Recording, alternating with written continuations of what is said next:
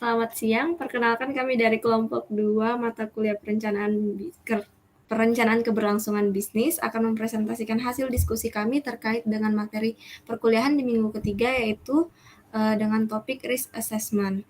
Untuk kelompok 2 sendiri terdiri dari 5 orang. Yang pertama ada Kak Said Abdian 1016-1084, Bobby Kamal Aizan 1018-1013, Lianur Istiqomah 1018-1035, saya sendiri Olivia Malangi 1018-1061, dan Yoga Priyawinata 1018-1079. Untuk outline yang akan kami bahas pada siang hari ini, yang pertama adalah terkait risk management basic, threat assessment methodology, dan terakhir ada vulnerability assessment. Next, risk management basic. Risk management basic merupakan topik yang mengangkat di mana manajemen risiko menjadi topik umum yang membahas bagaimana semua risiko dikelola di seluruh perusahaan atau organisasi. Jumlah dan jenis risiko yang dihadapi perusahaan di dunia saat ini ada sangat banyak dan juga beragam. Next.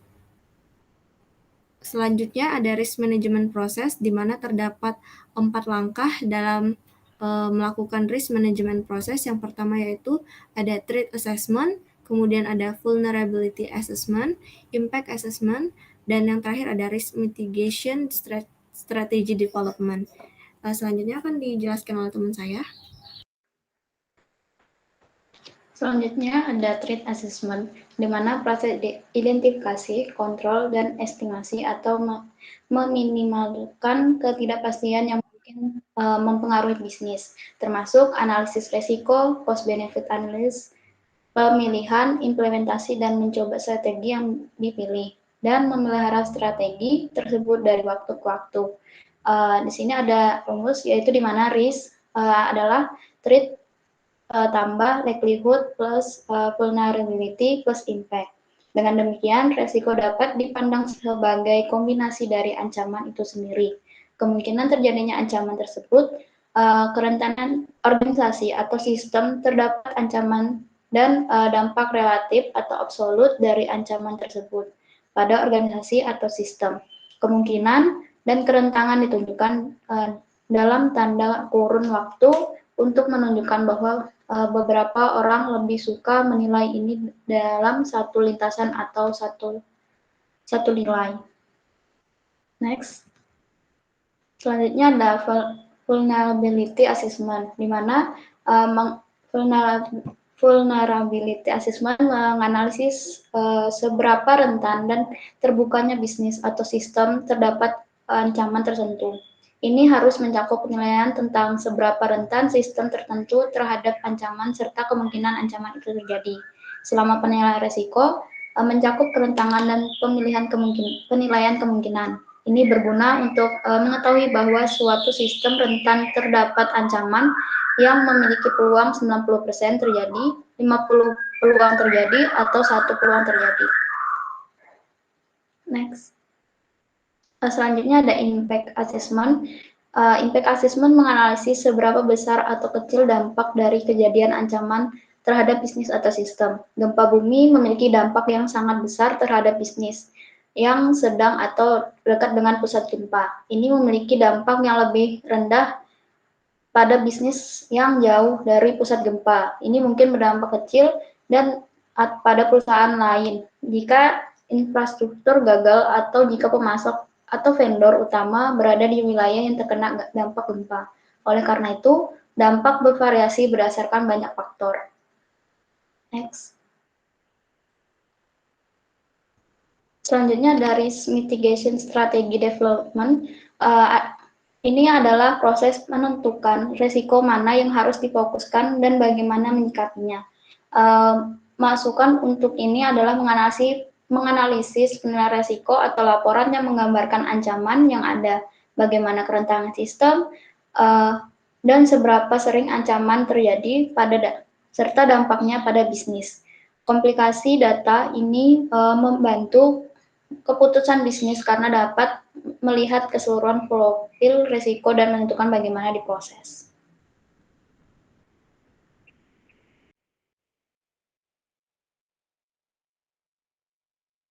Baik, selanjutnya adalah IT Specific Risk Management. IT Specific Risk Management yaitu manajemen risiko khusus TI adalah bagian dari manajemen risiko bisnis secara keseluruhan. Namun terdapat beberapa risiko yang sangat unik dalam TI yang tidak ada di tempat lain di perusahaan. Lalu di dalam IT Specific Risk Management itu ada IT Risk Management Objektif. Tujuan dari manajemen risiko TI adalah untuk memungkinkan perusahaan mencapai tujuan strategisnya dengan yang pertama, mengamankan sistem TI dengan lebih lengkap. Lalu yang kedua, memungkinkan manajemen untuk membuat keputusan yang tepat sehubungan dengan pembelian dan implementasi sistem TI. Lalu yang ketiga, ada memungkinkan manajemen untuk mengotorisasi atau mengakreditasi sistem TI berdasarkan dokumentasi pendukung yang dihasilkan dari aktivitas manajemen risiko TI. Kemudian ada the System Development Life Cycle (SDLC) model, yaitu manajemen risiko TI idealnya digabungkan sepenuhnya ke dalam aktivitas SDLC perusahaan yang memiliki 5 fase. Namun untuk langkah-langkahnya mungkin sedikit berbeda tergantung pada apakah fokus utama pada siklus hidup pengembangan perangkat lunak atau implementasi perangkat keras dan aplikasi. Yaitu ada analisis requirement, lalu design atau acquisition, kemudian development atau implementation, lalu integration and testing atau operation or maintenance, dan disposal. Kemudian ada risk assessment komponen, ada 4 jenis dalam risk assessment komponen, yaitu information gathering method, natural and environment threat, lalu ada human threat, dan infrastructure threat. Kemudian di dalam information gathering method ada banyak metode yang dapat digunakan untuk mengumpulkan data tentang risiko perusahaan. Beberapa metode yang digunakan yaitu kuesioner, wawancara, dokumen review, dan riset.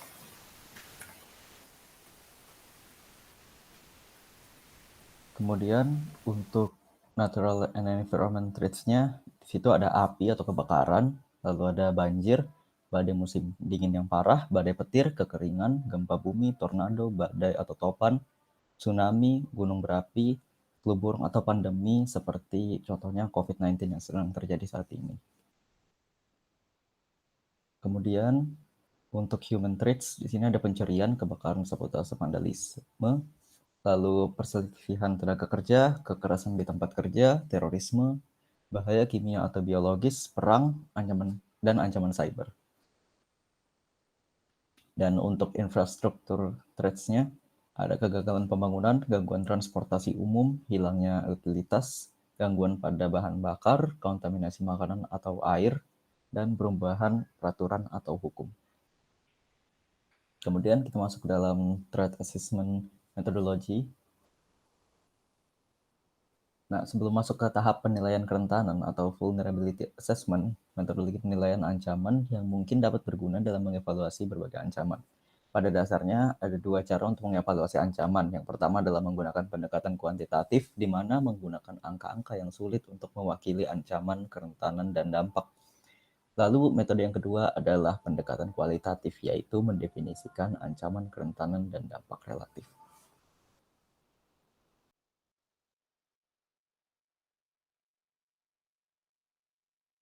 Selanjutnya ada vulnerability assessment.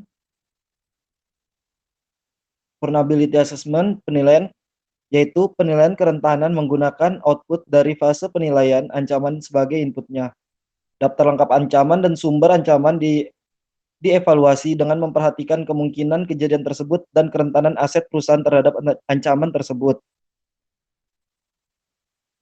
Penilaian kerentanan dapat mencakup kemungkinan terjadinya atau mungkin penilaian terpisah, namun proses yang sama dapat digunakan untuk mengevaluasi kerentanan seperti yang digunakan untuk menilai ancaman.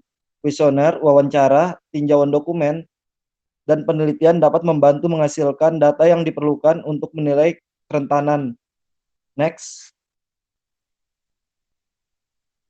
Penilaian kerentanan bisa kualitatif atau kuantitatif, tetapi dalam banyak kasus penilaian kuantitatif digunakan. Sulit untuk mendapatkan angka pasti pada kerentanan. Jadi menggunakan skala peringkat biasanya lebih efektif. Kuncinya adalah mendapatkan gambaran yang akurat tentang kerentanan untuk setiap sumber ancaman. People, proses, teknologi, and infrastruktur. Ketika menilai risiko bisnis, terdapat 4 area yang harus dipertimbangkan. Yang pertama itu people. People itu orang-orang yang sangat rentan terhadap phishing dan rekayasa sosial. Ini bukanlah kerentanan sistem, hanya sedikit hal yang dapat dilakukan sistem untuk menghentikan orang untuk menentukan, untuk merespon, dan phishing pada rekayasa sosial. Selanjutnya ada proses. Pada beberapa kasus, proses mungkin tidak benar-benar rentan, seperti gangguan server. Biasanya sudah terdapat standar operasional prosedur untuk menanganinya. Pada kasus lainnya, proses mungkin menjadi sangat rentan, seperti kasus ketika terjadinya bencana alam. Pada kasus ini, umumnya semua bisnis dan proses TI menjadi rentan karena bencana adalah suatu yang tidak umum. Selanjutnya ada teknologi. Teknologi merupakan sumber kerentanan yang sangat besar sekali. Saat menjalani proses penilaian risiko, harus memperluas pandangan dan mempertanyakan seberapa rentan sistem terhadap ancaman bencana. Yang terakhir ada infrastruktur. Infrastruktur rentan dengan beberapa sumber ancaman dan tidak dengan yang lain.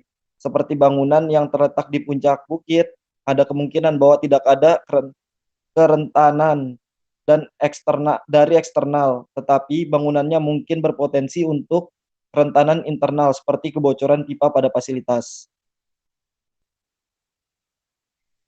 Sekian presentasi dari kelompok kami. Jika ada pertanyaan, silakan ditanyakan. Terima kasih. Oke, selanjutnya kami telah melakukan presentasi dan selanjutnya dibuka sesi diskusi kepada teman-teman yang ingin menanyakan terkait materi yang ada, dipersilakan jika ada.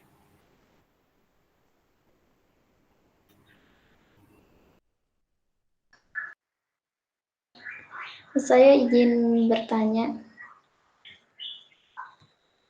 Ya, silakan. Untuk apa elemen apa aja yang ada terdapat pada risk management proses?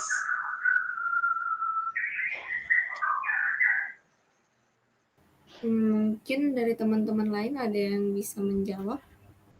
Dipersilakan. Saya ingin menjawab ya. Jadi untuk elemen-elemen yang ada pada risk management process itu menurut saya ada 4 ya. Jadi ada people atau orang, kemudian proses, teknologi, dan infrastruktur. Jadi untuk people ini ya berarti orang ya.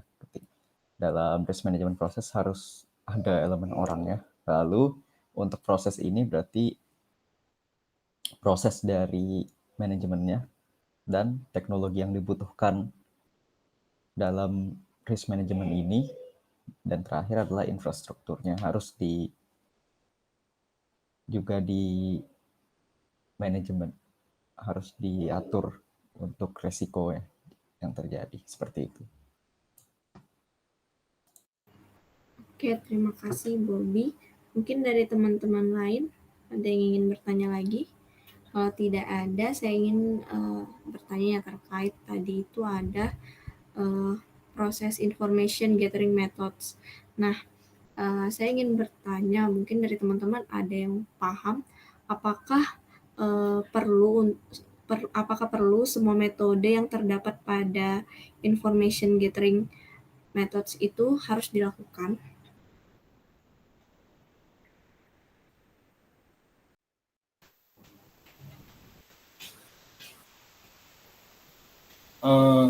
Mungkin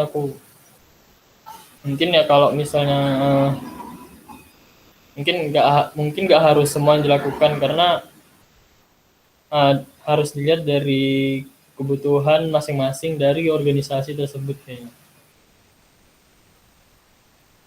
Itu aja. Jadi harus dilihat dari kebutuhan masing-masing organisasi lain. Berarti bergantung dengan organisasinya ya? Ya, kebutuhan organisasi.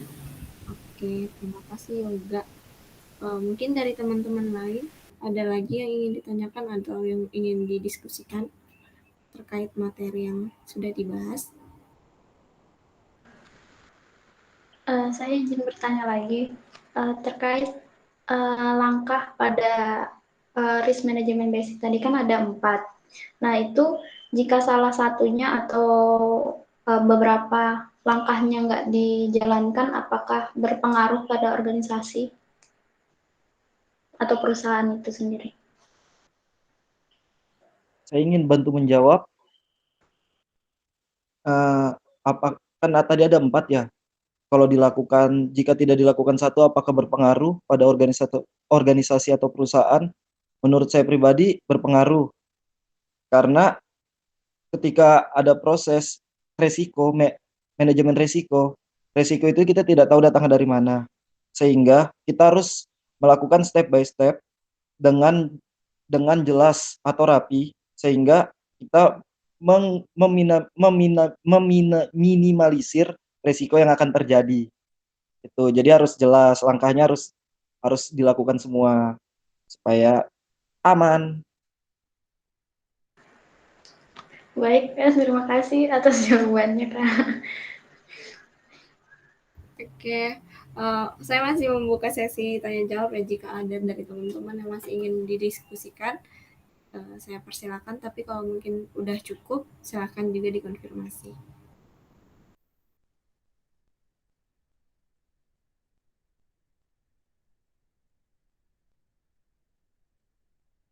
Dari aku cukup sih.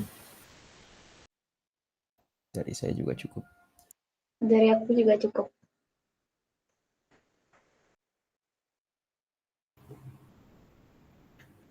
Oke, mungkin untuk diskusinya kita cukupkan saja pada saat siang hari ini.